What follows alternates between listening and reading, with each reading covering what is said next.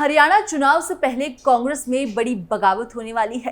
क्या नेताओं के आने जाने से हरियाणा कांग्रेस के दिग्गज नेता नाराज हैं? ये सवाल इसलिए क्योंकि हरियाणा चुनाव बिल्कुल सिर पर है और ऐसे में अगर हरियाणा कांग्रेस में बगावत होती है तो कांग्रेस के लिए इसे संभाल पाना बहुत मुश्किल होगा। लेकिन जो सुगबुगाहट देखने को मिल रही है उससे साफ तौर पर अंदाजा लगाया जा सकता है कि हरियाणा कांग्रेस में सब कुछ ठीक नहीं चल रहा है। तो चलिए बताते हैं आपको आखिर किस नेता के आने से कांग्रेस के बड़े नेता नाराज हैं। नमस्कार, आप देख रहे हैं कैपिटल टीवी की स्पेशल स्टोरी और मैं हूं आपके साथ पारुल त्रिपाठी।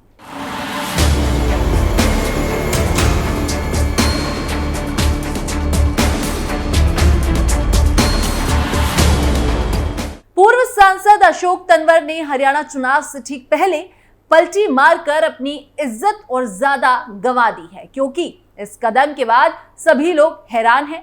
दरअसल अचानक अशोक तंवर के कांग्रेस में वापस आ जाने से कांग्रेस में भयंकर घमासान है। उनके इस कदम का अंदाजा किसी को भी नहीं था, लेकिन अब जब अशोक तंवर कांग्रेस में वापस आ चुके हैं तो सबसे बड़ा सवाल यही पूछा जा रहा है कि पूर्व मुख्यमंत्री भूपेंद्र सिंह हुड्डा क्या इससे नाराज हैं? निश्चित रूप से अशोक तंवर का अचानक पाला बदलना हरियाणा की राजनीति में एक बड़ा घटनाक्रम है। कांग्रेस में वापस शामिल होने से एक घंटा पहले तक अशोक तंवर हरियाणा में बीजेपी के लिए प्रचार कर रहे थे।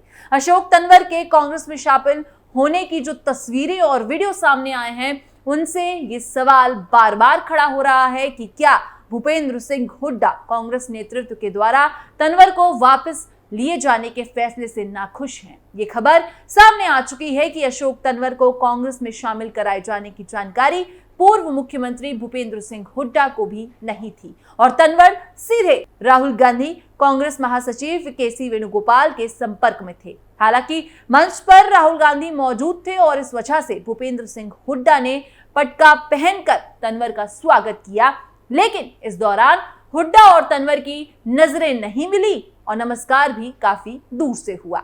निश्चित रूप से दोनों के बीच गर्मजोशी जैसी कोई बात नहीं थी और इससे संकेत यही मिला कि भूपेंद्र सिंह हुड्डा तंवर के कांग्रेस में वापस आने से खुश नहीं है। हुड्डा और तंवर में था 36 का आंकड़ा। हुड्डा हरियाणा कांग्रेस में सबसे बड़े नेता हैं और इससे बड़ी बात यह है कि जब कांग्रेस तंवर हरियाणा कांग्रेस के अध्यक्ष थे तो उनका भूपेंद्र सिंह हुड्डा के साथ 36 का आंकड़ा था। हुड्डा और तंवर के समर्थकों में कई बार मारपीट भी हो चुकी थी। हुड्डा और तंवर की जबरदस्त लड़ाई हरियाणा कांग्रेस में चर्चा का विषय रही थी। राहुल ने बढ़ाया था तंवर को आगे। अशोक तंवर को कांग्रेस में राहुल गांधी ने ही आगे बढ़ाया था। राहुल गांधी ने ही तंवर को भारतीय युवा कांग्रेस का राष्ट्रीय अध्यक्ष बनाने के साथ ही सिरसा से टिकट देकर लोकसभा भी पहुंचाया था। साल 2014 में हुड्डा के विरोध के बावजूद तंवर को प्रदेश कांग्रेस के अध्यक्ष जैसी बड़ी कुर्सी दी गई थी। तंवर 5 साल तक इस पद पर रहे थे, लेकिन भूपेंद्र सिंह हुड्डा की सियासी ताकत और मजबूत समर्थकों की वजह से वो अपनी कार्यकारिणी तक गठित नहीं कर पाए थे। 2019 में विधानसभा चुनाव के दौरान उन्होंने कांग्रेस छोड़ दी थी। इससे पहले कांग्रेस ने भी उन्हें प्रदेश अध्यक्ष के पद से हटा दिया था। इसके बाद अशोक तंवर टीएमसी, आम आदमी पार्टी, बीजेपी में अपना राजनीतिक सफर पूरा करते हुए वापस कांग्रेस में लौट आए हैं। हरियाणा के राजनीतिक विश्लेषकों का कहना है कि विधानसभा चुनाव में कांग्रेस सरकार बना सकती है। कांग्रेस की सरकार बनने की सूरत में भूपेंद्र सिंह हुड्डा मुख्यमंत्री पद के सबसे बड़े दावेदार हैं। हुड्डा की उम्र ज्यादा होने की वजह से अगर कांग्रेस नेतृत्व किसी और नेता को मुख्यमंत्री बनाने का फैसला करता है तो हुड्डा की रजामंदी और उन्हें भरोसे में लिए बिना किसी और नेता को मुख्यमंत्री की कुर्सी पर बैठाना कांग्रेस हाईकमान के लिए आसान नहीं होगा।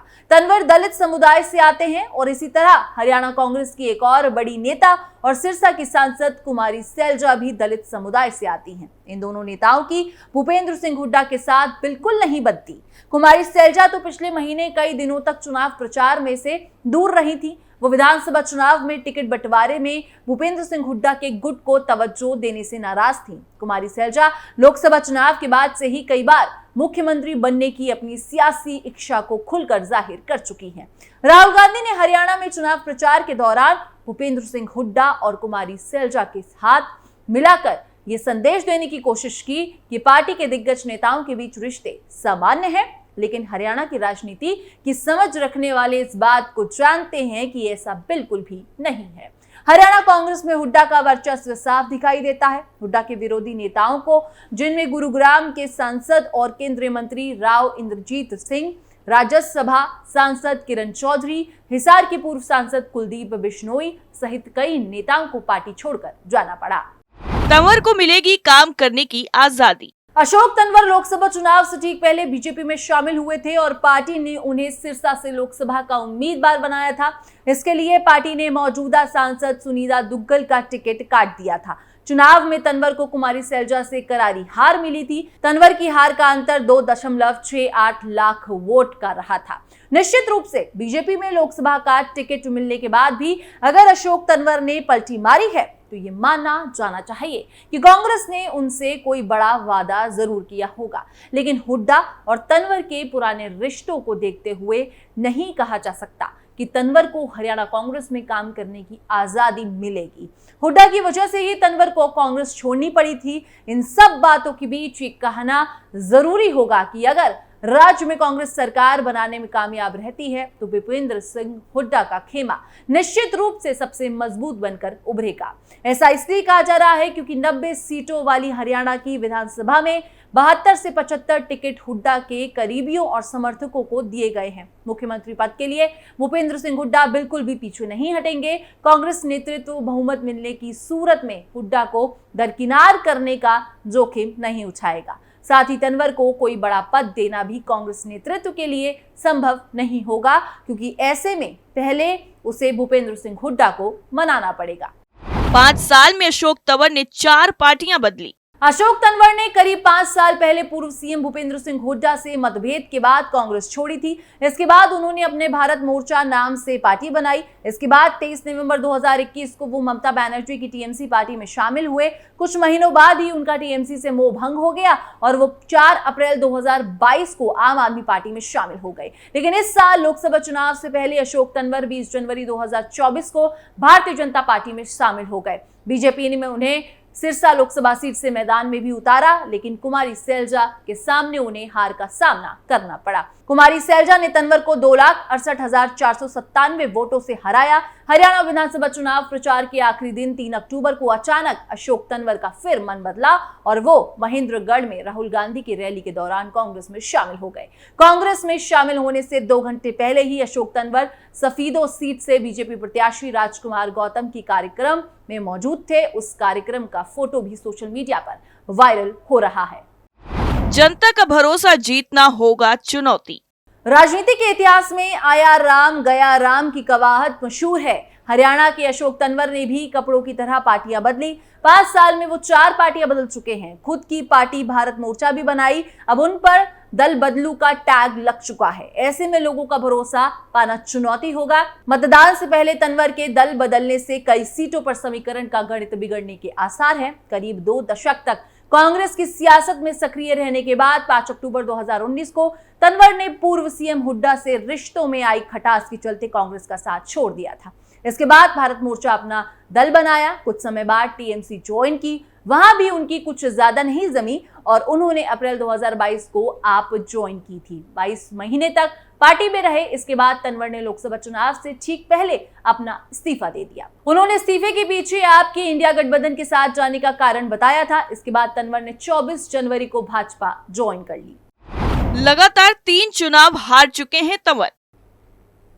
सिरसा लोकसभा से 3 बार डॉक्टर अशोक तंवर चुनाव हार चुके हैं। साल 2009 में कांग्रेस ने चुनाव मैदान में उतारा था और उन्होंने इन लोग के गढ़ में सेंधमारी की थी। इसके बाद वो खुद को स्थापित नहीं कर पाए। साल 2014 में वो कांग्रेस से चुनाव लड़े और इन लोग के चरणजीत सिंह रोडी से हार का सामना करना पड़ा। 2019 में कांग्रेस से फिर चुनाव लड़े और भाजपा की सुनीता दुग्गल ने उन्हें भारी मतों से हराया। साल 2024 में भारतीय जनता पार्टी से चुनाव लड़े और कांग्रेस की कुमारी सैलजा ने उन्हें हराया। लेकिन इस बार देखना होगा कि आखिर हरियाणा की जनता किसको बनाएगी हरियाणा का सरताज और किसे चखाएगी हार का स्वाद। वैसे आपको क्या लगता है हरियाणा चुनाव को लेकर? कमेंट करके जरूर बताइएगा। फिलहाल इस खबर में बस इतना ही। बाकी देश और दुनिया की तमाम खबरों के लिए आप देखते रहिए कैपिटल टीवी।